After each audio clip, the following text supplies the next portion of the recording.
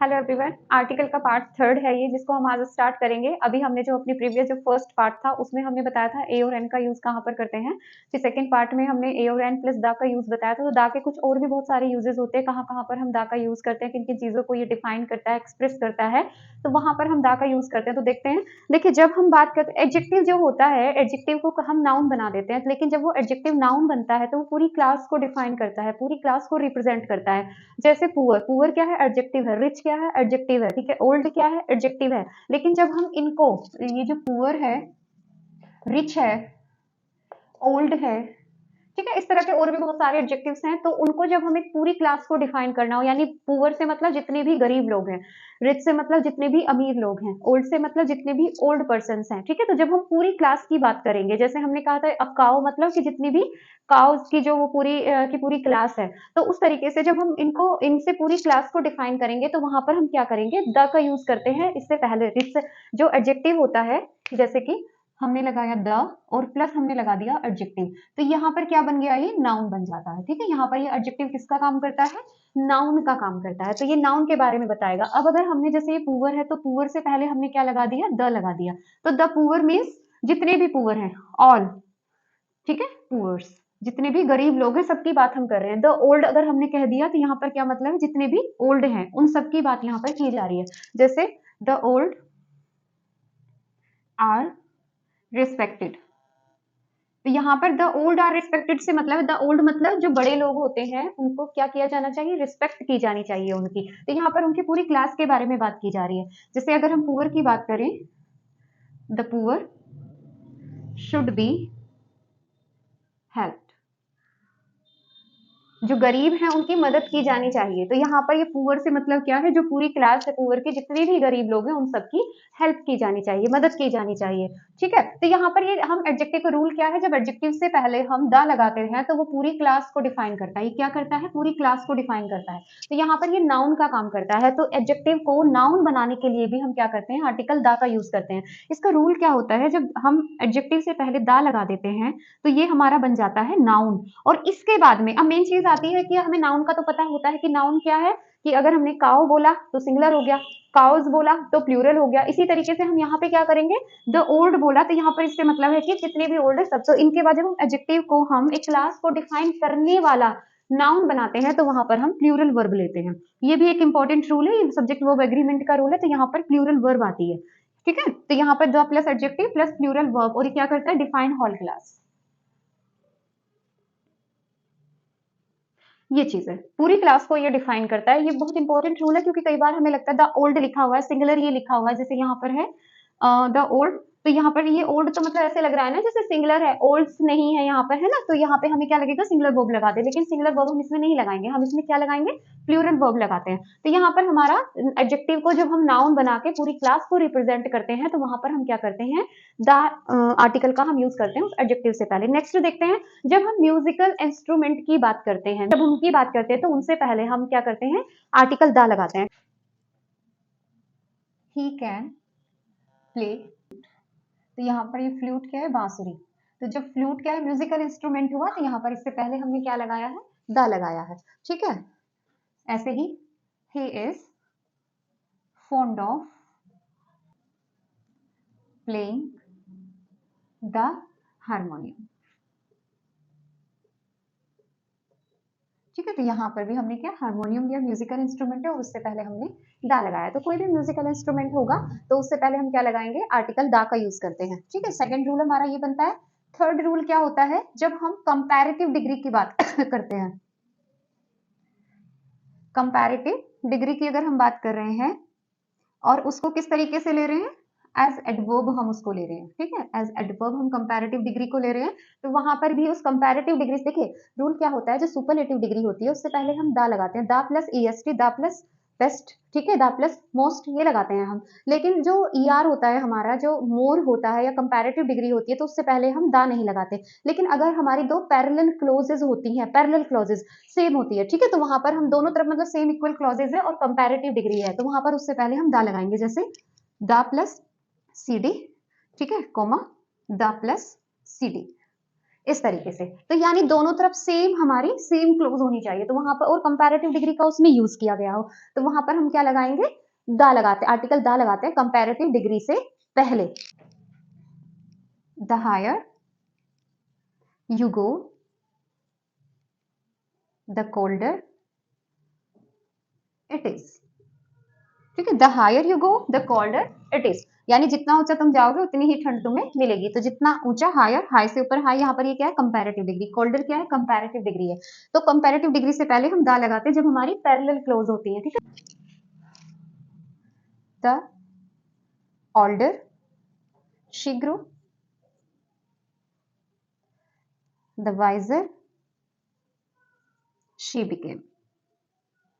जितना वो, जैसे जैसे द ओल्डर शी ग्रो, जितना वो बड़ी होती जा रही है उतना ही वो बुद्धिमान होती जा रही है। ठीक है, इस तरीके से the more we get the more we want. यहाँ पे तीनों एग्जाम्पल, तीनों में हम देखेंगे ये हमारी कंपैरेटिव डिग्री है, वाइजर, मोर, कोल्डर, हायर, ओल्डर, मोर, और इनसे पहले हमने आर्टिकल दा का यहाँ पर यूज किया है। तो जब हम कंपैरेटिव डिग्री की बात करेंगे और दो पैरेलल क्लोजेज हमारे साथ होंगी, इक्वल जो फॉर्मेट होता है उसकी क्लोज हमारे साथ होगी, तो वहां पर हम कंपैरेटिव डिग्री से पहले आर्टिकल दा लगाते हैं। ये जो रूल है हमारा 4th नंबर का ये मोस्ट इंपॉर्टेंट रूल है, क्योंकि देखिए कुछ अनकॉमन चीजें जो होती हैं वो बहुत इंपॉर्टेंट होती हैं। जैसे हम कुछ चीजों के लिए तो फिक्स होता है, जैसे अगर हम कहें कि दा का यूज हम सुपरलेटिव डिग्री से पहले करते हैं, तो बहुत कॉमन रूल है। लेकिन हम बहुत कम पढ़ते हैं कि हम कंपैरेटिव डिग्री से पहले दा का यूज करते हैं। जैसे हमने अभी पीछे वाले रूल में पढ़ा कि कंपैरेटिव डिग्री से पहले हम दा का यूज करते हैं। फिर यहाँ पर भी देखिए, जब हम कंपैरिजन करते हैं दो के बीच में, जब हम दो के बीच में कंपैरिजन कर रहे हैं, कंपैरेटिव डिग्री का यूज कर रहे हैं, तो वहां पर भी हमें जो कंपैरेटिव डिग्री है उससे पहले आर्टिकल दा लगाना होता है। जैसे ऋतु इज क्या है, द वाइजर, यहाँ पर वाइजर यानी कि हमने कौन सी कंपैरेटिव डिग्री लगाई है, ऋतु इज द वाइजर, कितने में से, ऑफ द टू। अब यहाँ पर आपकी मर्जी है, देखो कई बार सेंटेंस में नाउन दिया गया होता है, यहाँ पे कई बार इतने पे भी सेंटेंस को एंड कर दिया जाता है, तो नाउन हो भी सकता है, नहीं भी हो सकता, ऑफ द टू सिस्टर्स। ठीक है, तो इस तरीके से हो जाएगा। तो जब ऑफ द टू सेंटेंस के अंदर दिया गया होगा तो कंपैरेटिव डिग्री से पहले आर्टिकल दा का हम यूज करते हैं। ये मोस्ट इंपॉर्टेंट है, वेरी इंपॉर्टेंट है ये। ठीक है, तो जहां पर हमारी कंपैरेटिव डिग्री है, लेकिन कंपैरेटिव डिग्री में दा को हम क्या करते हैं, रोंग मानते हैं, लेकिन जब दो के बीच में कंपैरिजन करेंगे तो वहां पर जो हमारी कंपैरेटिव डिग्री है उससे पहले दा होगा। रूल क्या है कि ऑफ द टू सेंटेंस के अंदर होना चाहिए, ऑफ द टू मेंशन होना चाहिए उसके अंदर, ये इसमें रूल होता है। ठीक है, इसी का एक और एग्जाम्पल देखिए, ही इज द वीकर, यहां पर भी कंपैरेटिव डिग्री है, ऑफ द टू ब्रदर्स, दोनों भाइयों में वो कैसा है, वीकर है। ठीक है, ऑफ द टू ब्रदर्स, तो यहाँ पर भी ऑफ द टू आया हुआ है।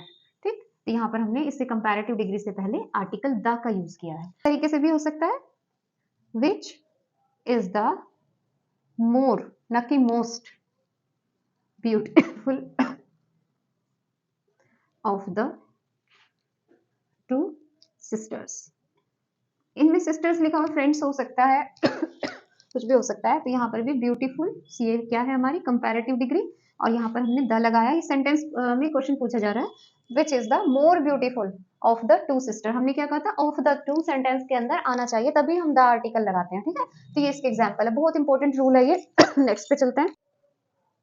देखिए, जब प्रॉपर नाउन के बीच में हम कंपैरिजन करते हैं, कोई इंसान है उसके सेम उसी के जैसा जो उसका व्यक्तित्व है या उसकी जो एजुकेशन है या उसका जो वर्क है वो सेम दूसरे पर्सन, दो पर्सन का सेम एक जैसा है, तो जब हम उनकी तुलना करते हैं, जब प्रॉपर नाउन, दो प्रॉपर नाउन की हम तुलना करते हैं और एक को हम कॉमन नाउन की तरह उसमें यूज करते हैं, तो कॉमन नाउन से पहले हम आर्टिकल लगा सकते हैं, प्रॉपर नाउन में ह्यूमन नेम से पहले हम आर्टिकल नहीं लगाते हैं, लेकिन कॉमन नाउन में हम क्या करते हैं, आर्टिकल लगा सकते हैं। तो जब दो प्रॉपर नाउन की तुलना की जा रही हो और एक को उसमें कॉमन नाउन की तरह यूज किया जा रहा हो, तब हम वहां पर एक प्रॉपर जिस प्रॉपर नाउन को हम कॉमन नाउन की तरह यूज करते हैं उससे पहले आर्टिकल दा लगाते हैं। जैसे सपोज यहाँ पर हम लिख रहे हैं,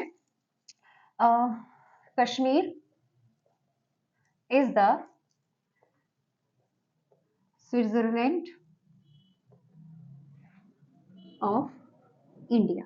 तो देखिए यहाँ पे स्विट्जरलैंड जो है ये कंट्री का नेम है, और कंट्री के नेम से पहले हम क्या नहीं लगाते, आर्टिकल नहीं लगाते हैं। उसी तरीके से कश्मीर को अगर हम देखेंगे तो कश्मीर क्या है, कश्मीर भी नेम है स्टेट का, तो यहाँ पर भी इससे पहले भी हम क्या नहीं लगाते हैं, उससे पहले भी हम आर्टिकल नहीं लगाते हैं। तो यहाँ पर इस कश्मीर को तो प्रॉपर नाउन की तरह यूज किया गया है, और इसको स्विट्जरलैंड को मतलब कंपैरिजन किया स्विट्जरलैंड से, ठीक है। कश्मीर जो है वो कैसा है, इतना ब्यूटीफुल है, ठंडा है, बहुत प्यारा सा है, ग्रीन है, तो उसकी वो सारी जो क्वालिटीज हैं वो किसमें है, कश्मीर में है। तो इसको हमने किसकी तरह बना दिया, कॉमन नाउन की तरह बना दिया, और कश्मीर क्या हुआ, प्रॉपर नाउन। तो इसलिए इससे पहले हमने आर्टिकल दा का यूज किया। इसी तरीके से जो ह्यूमंस के साथ भी होता है, जैसे सूरदास इज द मिल्टन। अब मिल्टन क्या कौन है, पोएट है। सूरदास कौन है, पोएट है। Is the Milton is the poet, Milton of India, ठीक है। तो यहाँ पर सूरदास की कंपैरिजन मिल्टन से कर दिए, क्यों, क्योंकि मिल्टन भी पोएट है और सूरदास भी पोएट है। मिल्टन भी ब्लाइंड है और सूरदास भी ब्लाइंड है, दोनों के दोनों अंधे हैं, दोनों ही ब्लाइंड है। तो मिल्टन क्या है, इंग्लैंड के पोएट है, और सूरदास कहाँ के हैं, इंडिया के। तो क्या कहा गया, Surdas is the Milton of India. जो मिल्टन की रेपुटेशन है इंग्लैंड में, वही रेपुटेशन किसकी है, सूरदास की है। तो वही उसी तरह का व्यक्तित्व किसका है, सूरदास का है। तो Surdas is the Milton of India. तो यहाँ पर कंपैरिजन करके इसको क्या बना दिया है, कॉमन नाउन बना दिया गया है, और ये क्या है, हमारा प्रॉपर नाउन है, ठीक है। इसी तरीके से वो है कालिदास, के लिए भी बोला जाता है Kalidas is the Shakespeare of India, ठीक है। शेक्सपियर, कालिदास कौन थे, महान कवि थे, और ये भी कौन थे, ड्रामेटिस्ट थे बहुत बड़े। तो ये कौन है, वहां के नेशनल ड्रामेटिस्ट माने जाते हैं, पोएट माने जाते हैं, हमारे यहाँ के कालिदास को माना जाता है। तो दोनों की कंपैरिजन की गई, Kalidas is the Shakespeare of India. तो यहाँ पर हमने क्या किया, आर्टिकल द का यूज किया, जिसको हमने कॉमन नाउन बनाया। गेम्स होते हैं, गेम्स के अंदर ट्रॉफीज दी जाती है, ठीक है ना, जब उसमें विनर को क्या मिलता है, ट्रॉफीज मिलती है। तो जो ट्रॉफीज होती है उनके अलग अलग नेम्स होते हैं। तो उन जब ट्रॉफी की हम बात करते हैं, जब उनके नेम्स की बात करते हैं, तो वहां पर भी उससे पहले भी हम क्या करते हैं, आर्टिकल द का यूज करते हैं। जैसे अभी जो हाल फिलहाल में हुआ, the world cup, the singers cup, ठीक है, द रणजी ट्रॉफी।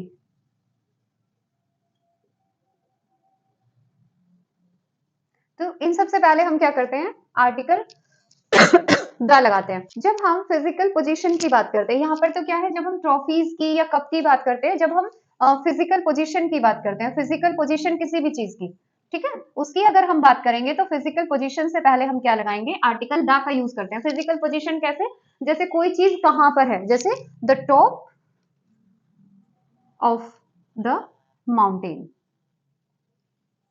तो यहाँ पर ये जो माउंटेन है, इसका जो टॉप पार्ट है, बिल्कुल चोटी वाला पार्ट है, तो ये फिजिकल पोजीशन हो गई, ठीक है। The back of the house, the back of the house, the front of the house, ठीक है, the centre of the market.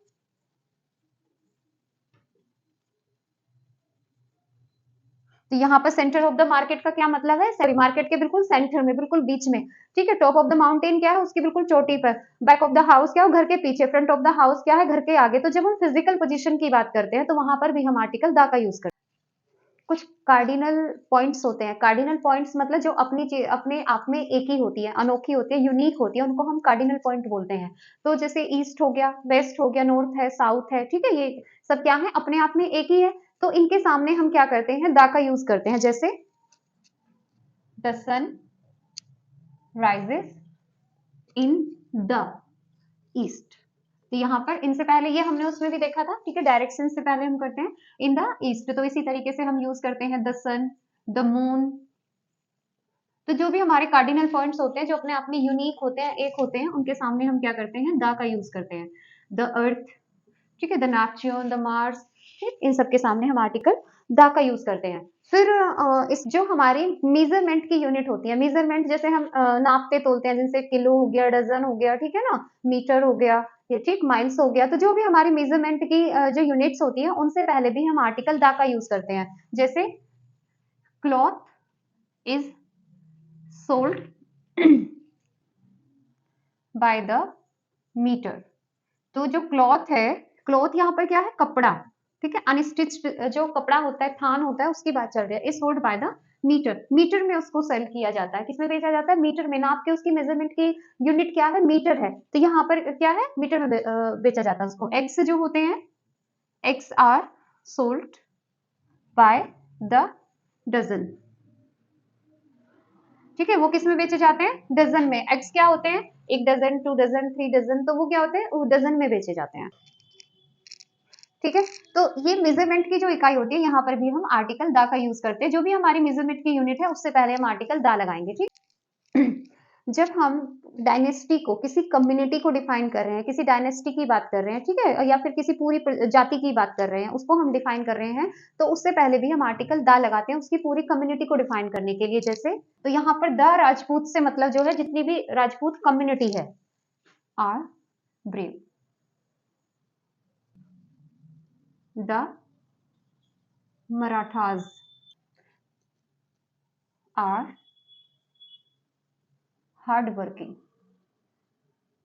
तो यहाँ पर जो मराठाज है, यानी कि जो मराठा कम्युनिटी है, उसकी हम बात कर रहे हैं। ठीक है, तो सब किसी की भी अगर हम बात करेंगे, द मुगल्स हो गया, द मराठाज हो गया, ठीक है, तो ये सब की क्या बात है, ये इन पूरी कम्युनिटी को डिफाइन करने वाली जो क्वालिटीज होती हैं, तो उनको क्या करते हैं, ये होल कम्युनिटी के बारे में बात कर रहे हैं, तो उससे पहले हम क्या लगा देते हैं, दा लगा देते हैं।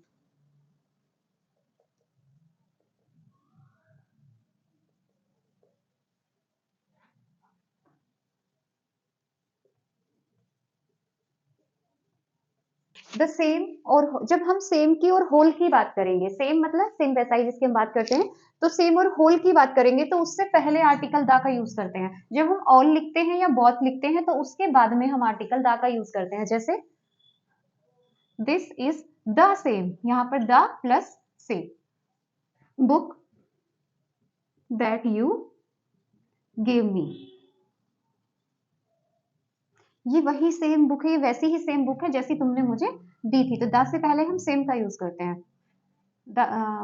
सेम से पहले हम द का यूज करते हैं। द प्लस होल होता है, the whole class was absent, पूरी की पूरी क्लास क्या थी, एब्सेंट थी। ठीक है, ऑल के बाद में द आता है, all the players played very well, यहां पर इसके बाद में आया है। ठीक है, बोथ द ब्रदर्स व आर कर देते हैं, आर इंटेलिजेंट। यहाँ पर सेम के पहले दा, होल के पहले दा, और ऑल के बाद में दा, बोथ के बाद में दा। ठीक है, तो ऑल और बोथ के तो बाद में दा लगाते हैं, सेम और होल के पहले दा लगाते हैं। जब भी हम कहीं पे ऑल का, सेम का, बोथ का या फिर होल का यूज करेंगे, तो वहां पर दा का स्पेशल ध्यान रखेंगे। ठीक, इसी का, ये जो ऑल है, इसी का एक रूल और है, इसमें एक रूल और भी है। इसका एक रूल तो ये हुआ, ऑल के साथ में हम दा लगाते हैं, लेकिन इस दा के बाद में क्या होना चाहिए, हमारा जो वो है काउंटेबल नाउन होना चाहिए, काउंटेबल नाउन। अगर काउंटेबल नाउन होगा तब हम ऑल के साथ में दा लगाएंगे, लेकिन सेकंड रूल क्या है, ऑल प्लस अनकाउंटेबल नाउन। अगर ऑल के बाद में कोई अनकाउंटेबल नाउन है, कोई मटेरियल नाउन है, कोई एब्स्ट्रैक्ट नाउन है, तब हम ऑल के बाद में दा नहीं लगाएंगे, और जो वर्ब है हमारी वो भी सिंगुलर आएगी, वर्ब भी हमारी कैसी आएगी, सिंगुलर वर्ब आएगी। यहाँ पे तो हमने क्या किया था, जैसे ऑल द प्लेयर्स, तो यहाँ पर प्लेड, यहाँ तो खैर पास्ट फॉर्म है, लेकिन अगर यहाँ पर हमारी काउंटेबल वर्ब होती, कोई is are am was were में से होती, तो हम प्लूरल वर्ब को इसमें लगाते। ठीक है, लेकिन अगर इसका एग्जाम्पल हम देखें, जैसे ऑल शुगर वॉज बोट, ठीक है, ऑल शुगर वॉज बोट, पूरी की पूरी शुगर खरीद ली गई। तो यहाँ पर क्या है, ऑल के बाद में ना तो हमने आर्टिकल लगाया है, और हमने वर्ब भी अपनी सिंगुलर लगाई है। इस रूल पे मतलब क्या होता है, कई चीजों का एक्सेप्शन होता है, जैसे ऑल प्लस दा का हम बार बार जिक्र कर रहे थे, ऑल के बाद दा लगाते हैं, तो वहीं पर ऑल के बाद दा भी नहीं लगता, तो हम क्या करेंगे, फ्लो में ऑल के बाद दा लगा देंगे। लेकिन हमें ये भी रूल का ध्यान रखना है कि ऑल के बाद अगर हमारा अनकाउंटेबल नाउन है, तो वहां पर हम ऑल के बाद में दा नहीं लगाते। ठीक है ना, वहां पर हम क्या करते हैं, डायरेक्ट वो अनकाउंटेबल नाउन लिखते हैं और सिंगुलर वर्ब का यूज करते हैं। जो इन्वेंशंस होते हैं, आविष्कार होते हैं, जैसे किस चीज का आविष्कार, जैसे रेडियो का आविष्कार हुआ, टेलीविजन का आविष्कार हुआ, बल्ब का आविष्कार हुआ, ग्रामोफोन का आविष्कार हुआ। ठीक है, हर चीज का इन्वेंशन होता रहता है, जितनी इतनी सारी टेक्नोलॉजी हम अपने आसपास में देख रहे हैं, इतनी सारी मॉडर्नाइजेशन हम अपने चारों तरफ देख रहे हैं, तो ये सब क्या है, इन्वेंशन है, आविष्कार है। तो आविष्कार की जब हम बात करते हैं, जिस चीज का आविष्कार होता है, उससे पहले भी हम क्या करते हैं, आर्टिकल दा लगाते हैं। जैसे द रेडियो, द टेलीविजन, ठीक है, द ग्रामोफोन, इस तरीके से बहुत सारे होते हैं जो भी इन्वेंशंस होंगे, उन सबसे पहले हम क्या लगाएंगे, आर्टिकल दा लगाएंगे। ये हुआ एक कॉमन रूल। इसका एक्सेप्शन क्या होता है कि जब हम टेलीविजन के साथ में, अगर हम बात कर रहे हैं टेलीविजन की, और टेलीविजन के साथ में अगर वॉच दे दिया, टेलीविजन को हम क्या करते हैं, वॉच करते हैं, अगर टेलीविजन के साथ में वॉच वर्ड दे दिया, तब हम इसके साथ में आर्टिकल दा का यूज हम नहीं करते हैं। ठीक है, यहाँ पर क्या है, अगर हमने normally who invented the television इस तरीके से हम उसमें यूज करते हैं, लेकिन अगर आई एम वॉचिंग टेलीविजन आएगा ना कि I am watching the television आएगा, तो यहाँ पे वॉच के साथ में द नहीं लगाते, आई एम वॉचिंग टेलीविजन।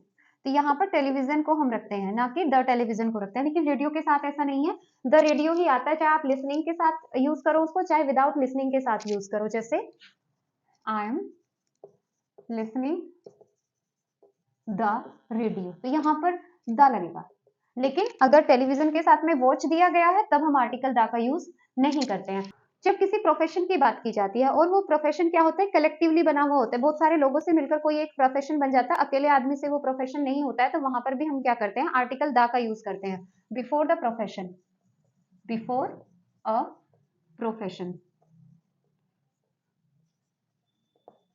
ठीक है, जो कि बहुत सारे लोगों से मिलकर बनता है, कलेक्टिवली बनता है। जैसे द प्रेस, अब प्रेस किसी एक आदमी से तो बनती नहीं है, बहुत सारे लोगों से प्रेस बनती है मिलके।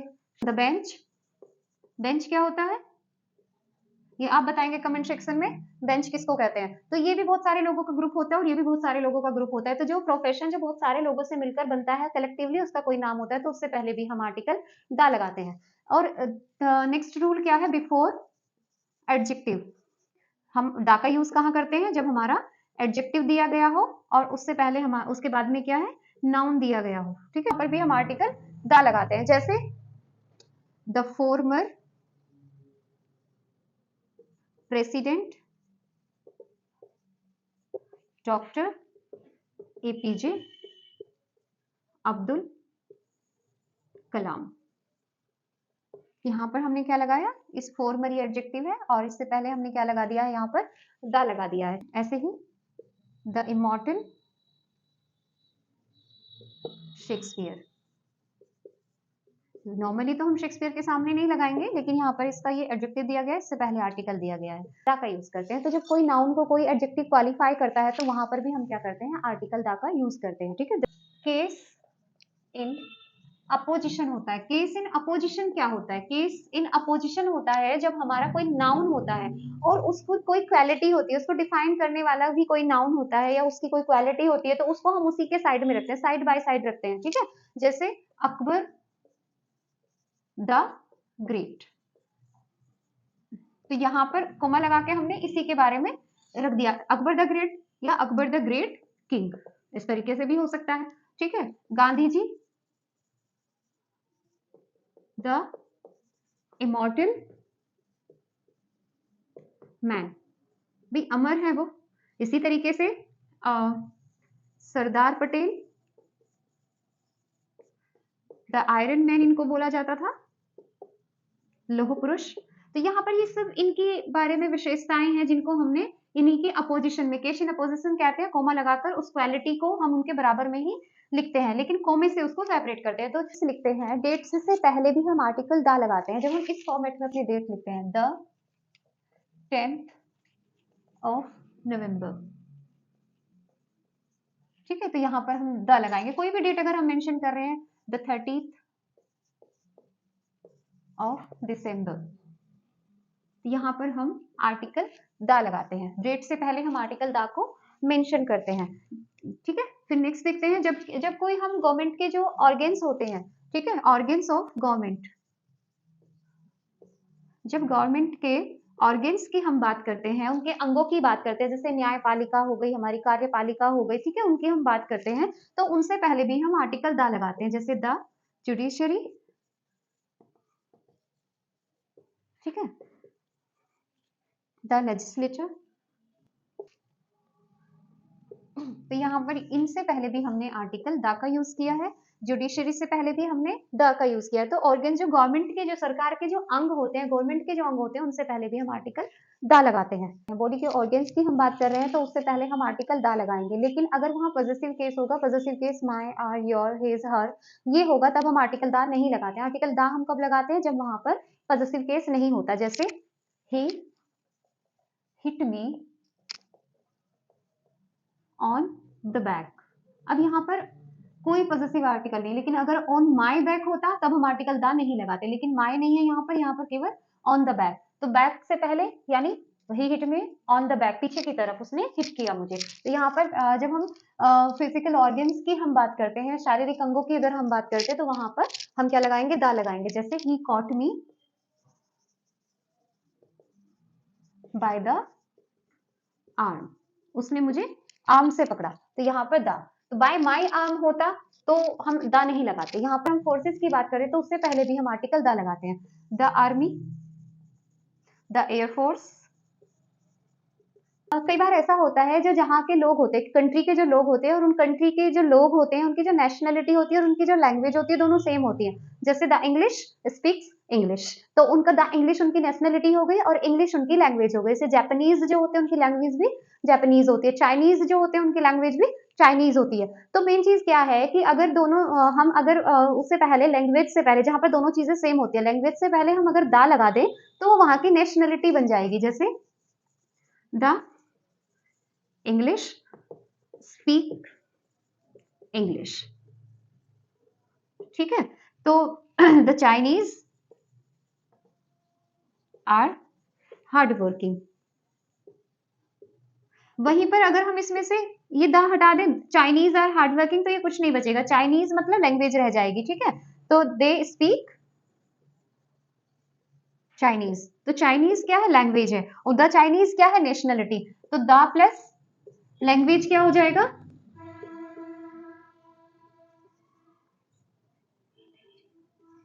ये क्या हो जाएगा? आपका नेशनलिटी बन जाएगा। लेकिन ये कहां पर बनेगा? जहां पर जो उसकी लैंग्वेज और नेशनलिटी सेम होगी, वहीं के लोगों की जो लैंग्वेज है वही उन्हीं के नाम से उनको पुकारा जाएगा, ठीक है। इसी तरीके से जो नेशनलिटी है, कहीं के लोग हैं, उनको जो बोला जाता है उससे पहले भी हम द लगाते हैं पूरी क्लास को रिप्रेजेंट करने के लिए। जैसे द इंडियन, तो इंडिया के लोगों को क्या बोलते हैं? इंडियन। तो द इंडियन पूरे इंडिया के लोग हो गए इसमें। द इंडियन में क्या हो गया कि जितने भी लोग इंडिया में रहते हैं, वो जब इंडिया के हैं वो सब क्या हो जाते हैं? इंडियन। द अमेरिकन, तो यहाँ पर भी जितने भी लोग अमेरिका के हैं वो सारे क्या हो गए? The American. तो इस तरीके से नेशनलिटी बनाने के लिए हम क्या करते हैं? द का यूज करते हैं, ठीक है। वहां के उसमें इसी को अगर हमें सिंगुलर बनाना है तो एन इंडियन का हम यूज कर देंगे, एन अमेरिकन का हम यूज कर देंगे। एक के लिए ए और एन का यूज कर देंगे, और सबको पूरे उसको पूरे इंडियन ग्रुप को दिखाने के लिए हम द का यूज कर देंगे। इस टॉपिक को यहीं तक रखते हैं। इसकी एक नेक्स्ट पार्ट में ये पूरा टॉपिक कवर हो जाएगा, और तो उसको नेक्स्ट वीडियो में हम इसको कंप्लीट कर लेंगे, फिर इसकी कुछ एक्सरसाइजेस भी करेंगे। तब तक के लिए थैंक यू सो मच। अगर आपको वीडियो पसंद आता है तो लाइक करिए, शेयर करिए और चैनल को सब्सक्राइब करिए। Thank you so much.